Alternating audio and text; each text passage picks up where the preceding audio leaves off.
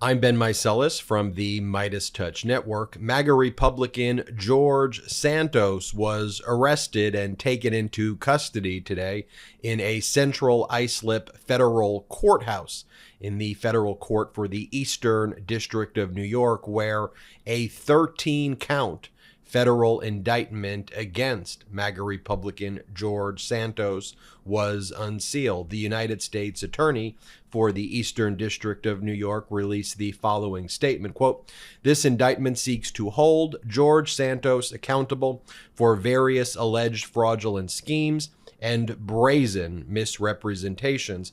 Taken together, the allegations in the indictment charge Santos with relying on repeated dishonesty and deception to ascend to the halls of Congress and enrich himself.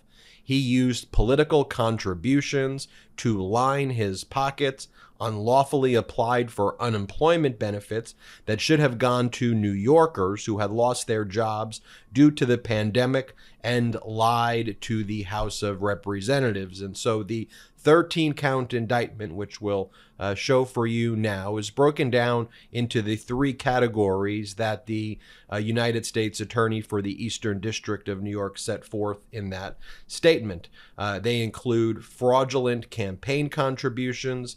They include money laundering, theft of public funds with respect to this unemployment benefit fraud scheme that he engaged in, and then these false statements. So breaking down the indictment into these categories, with respect to the first category of these unlawful campaign contributions and the fraud, what George Santos did is he created a company which is just listed in the indictment as company number one, an entity that George Santos controlled. The DeVolder organization was listed as having a controlling interest in company number one, but company number one utilized a political operative who's listed in the indictment as just political consultant or operative number one. And this individual, in concert with George Santos, would lie to potential donors and claim that this company was a 501c4, that it was a campaign organization that was raising money for George Santos, but it was not a 501c4. It was an LLC, and George Santos would take the donations that he received from this company that he created, where he told donors it was going to support his campaign. Santos would take that money, and Santos would buy himself luxurious items, from clothing to trips to dinners and other assorted kind of luxury gifts that he would buy himself. But they used this company and lied to donors and claimed that it was a political organization when it was just an LLC. And the indictment talks about, I think, two separate payments of about $25,000 that were being made to this LLC that George Santos was then taking for himself. The second main category, I'll go through the indictment with you again so you can see it, but I want to frame the kind of general gist of what's in there. The kind of second major category is defrauding the state of New York for unemployment benefits. Even though George Santos had a job where he was actually making close to $120,000 a year, he claimed that he was unemployed due to COVID and received unemployment checks totaling about $24,000 that he was not entitled to receive based on the actual income that he was earning. So that's the second major category.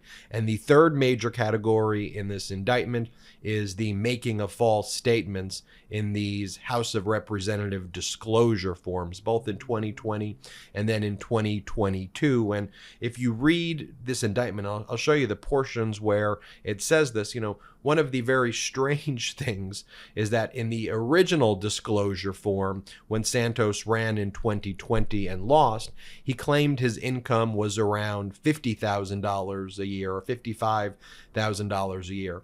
Then in 2022, he claimed his income was about $750,000, and he received over $1 million in addition to that in dividends from the DeVolder organization. So he tried to portray himself as a very wealthy, individual who made all of this money. And what we've always been talking about here is it really made no sense. How did this individual who claimed essentially to be unemployed in 2020 then claim to be a millionaire in 2022? Well, it turns out based on this indictment, he was lying in both years. Like in the 2020 time period, he was making more money than he actually reported, but he was, again, lying about his income to get these benefits from unemployment benefits that were intended for people who were unemployed due to COVID. He was making around $120,000 a year, I think in total for this investment company that he was working for.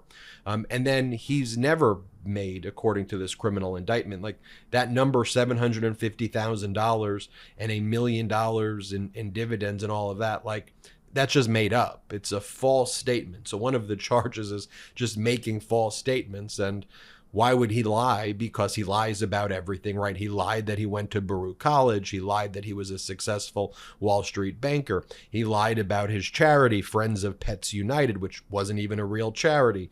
He lied that both of his parents were in 9/11, or they died in 9/11, or they survived 9/11. He died that his grandparents, were in the Holocaust. He lies about everything. So here he lied in 2020 that he was making less money. And then in 2022, he lied that he's making millions of dollars so he can portray himself to be a successful businessman. I want to go through the indictment, but I do want to share with you this, because I believe at the MeidasTouch Network, it is so critical that we follow the data and that we provide you with accurate information. So 90 days ago, this is exactly what we predicted what would happen. I want to show you this clip because no other media organization was making this prediction back then, but this is what we told you 90 days ago. Play this clip. Stay tuned. It's my expectation.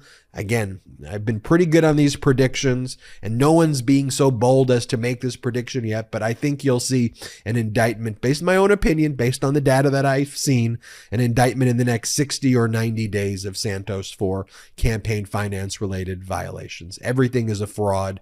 Everything is unethical, and it looks to be very criminal as well. And again, I'm just showing you that because I do think it's important that when we make these predictions, when we talk about, for example, what Special Counsel Jack Smith's doing, when we talk about what the Manhattan District Attorney's doing, when we talk about what Fani Willis is doing, when we talk about, what the New York Attorney General is doing, it's data-based, it's fact-based. And yeah, I know these videos may take a little longer to go through than a 1 minute and 30-second soundbite, but you're here for data. We're here for information together, and information is power, and it is important that we go through these filings together. So as we pull up the indictment, you can see right here, the grand jury charges, you'll see it's a 13-count indictment. The defendant, George Anthony DeVolder Santos, also known as George Santos, who's a resident of Queens, Suffolk County. During the 2020 and 2022 election cycles, DeVolder Santos campaigned as a candidate for the United States House of Representatives, and on or about November 8th, 2022, DeVolder Santos was elected to the United States House of Representatives for New York's 3rd Congressional District. I'll just let you know, that's the congressional district where I grew up in, where when I interned on the Hill, it was the 2nd Congressional District then, but that became the 3rd Congressional District when there was redistricting. It goes on to say how the DeVolder Organization, LLC, was a Florida limited liability company. Company number 1, an entity, the identity of which is known to the grand jury, was a Florida LLC with its principal base of business in Florida. And company number 1 had 2 authorized managers, one of them being the DeVolder Organization, LLC. Person number 1 is an individual known to the grand jury, was this political consultant I told you about at the beginning of the video, who operated in Queens County, who used company number 1 to get campaign donations to company number 1, which was not a political action organization or a 501c4. It goes on to say fraudulent political contribution solicitation scheme. On or about September and October 2022, the defendant George Anthony DeVolder Santos devised and executed a scheme to defraud his supporters of his candidacy for the House of Representatives and to obtain money from them by fraudulently inducing supporters to contribute funds to Company One, which is an LLC, under the false pretense that that money was going to be used to support the DeVolder Santos candidacy for Congress, when in actuality he spent thousands of dollars on personal expenses, including luxury designer clothing and his credit card payments, and he made false statements that this was a 501c4. It then lists the applicable campaign finance laws that were violated there by doing that. It then goes on to talk about his fraudulent application for receipt of unemployment benefits. On or about March 27, 2020, the Coronavirus Aid, Relief, and Security CARES Act was enacted in light of the ongoing health crisis. On or about June 17, 2020, the defendant George DeVolder Santos applied to receive unemployment insurance benefits through the New York Department of Labor. In that application, DeVolder Santos falsely claimed to have been unemployed when he was not unemployed. And then it goes in the next section, false statements in the House disclosure reports. And this is where it talks about the $750,000. If you go to paragraph 25, it says, for example, thereafter, on or about September 6, 2022, in connection with the 2020 election for the House, the defendant George Anthony DeVolder Santos filed a House disclosure in which he falsely certified that during the reporting period, his earned income consisted of $750,000 in salary from the DeVolder organization and then dividends valued between $1 million and $5 million. And those accusations were false. It then lists the charges, counts 1 through 5, fraudulent political solicitations using Company One, counts 6 through 8, unlawful monetary transactions over $10,000, count 9, theft of public funds, count 10 and 11, wire fraud, count 12, false statements, and count 13, false statements about his income. So there you have it, folks. I think very big news to report here. George Santos being arrested, these charges being filed against him. At this point, MAGA Republicans are doing nothing. Kevin McCarthy said that he will continue to support George Santos until more information is revealed. McCarthy is now lying and claiming that he didn't give George Santos committee assignments when he did give Santos committee assignments. And I'll just leave you with this last clip where Kevin McCarthy said that he'd rather have George Santos have power than President Biden. Play this clip. Mr. Speaker, first, a very quick question. Who has more power, Joe Biden or George Santos?